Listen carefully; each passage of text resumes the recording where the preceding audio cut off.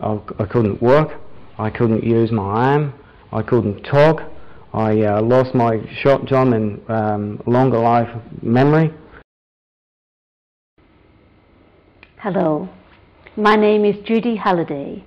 I'm the ambassador for the National Stroke Foundation.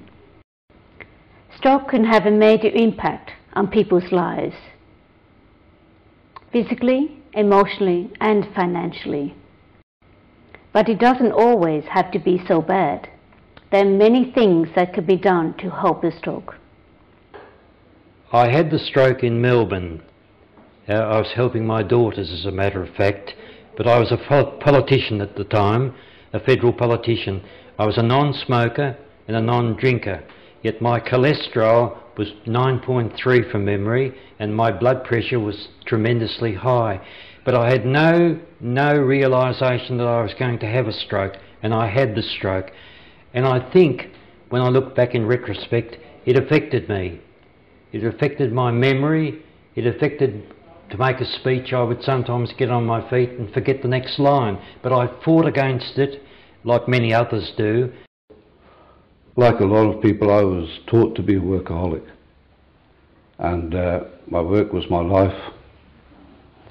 Since that, I'm unemployable, I can't get work, and that's the worst thing you can do to a workaholic.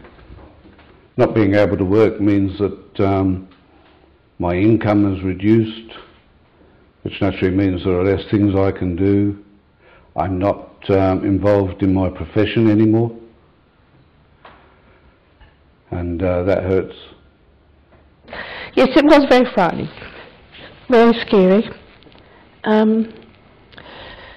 Not knowing if he was going to survive or not, and then finding out some months later that they hadn't expected him to survive, and having to look after my kids. Well, they're older kids and adults, but even so they suffered. Excuse me, yes. And yeah, it was just very, very frightening. The impact of the stroke is, today, I have aphasia. My leg's still partially paralysed. My hands and arms is totally paralysed. But my speech for over 14 years has come back to passable English. And but the speech problem is such that, well, now doing an interview, I need to refer to my notes, and for me, before the stroke, that would be anathema. Initially, the impact was being hospitalised for a start, and then having to go into rehab, because basically from the time I was taken into hospital, I didn't see my home for 2 months, and yeah, that was quite daunting and devastating, that I just was not normal anymore.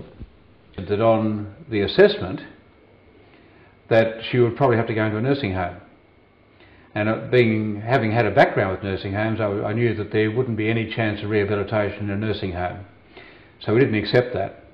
We were very fortunate that a public rehab hospital did take her, and 2 months later she was home doing a lot of things for herself, and within 12 months she was back at work. But if we'd accepted the first advice of that private rehab hospital, she would have been in a nursing home without any rehab. Okay, I'm 60 now, and I had my stroke in my 50s, and I had lived a fairly full life, so that doesn't hurt. But we've got kids out there in their teens who have had strokes, who haven't lived yet, haven't had a chance to build a career. We need to care for them. I guess because of my age, I sort of just went straight from the stroke unit at the hospital and straight home. I didn't go through any of the rehab stages at the hospital, and it was pretty much left up to me and my family to find the support out there and the different services out there.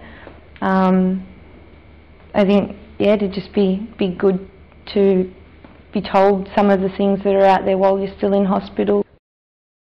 Will you become involved in the Stroke Club of Tasmania, which is only a small group of people that held services, and if I can call it services, for people that had stroke, looked after them for outings and so forth, generally cared for them, and I became involved with it. And then I saw people that had far worse strokes than myself, but the realisation they needed help and assistance, needed to be looked after, and I found that if they didn't have somebody to look after them, they were on their own. And so people begin to realise just what a stroke does to a person, and how many people have suffered this terrible thing.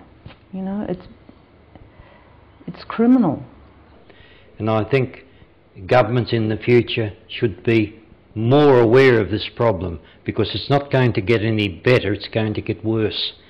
There are a myriad of problems, but insufficient communication with a range of hospitals, doctors, primary care institutions and the like are all doing their own thing. They're trying to reach out, but they only go so far when you've got other people with other problems. So stroke survivors, well, you know, you're breathing and you can sort of walk, and you know, you're fine.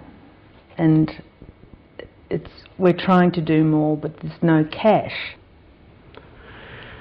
I wish that I'd never had the stroke to start with.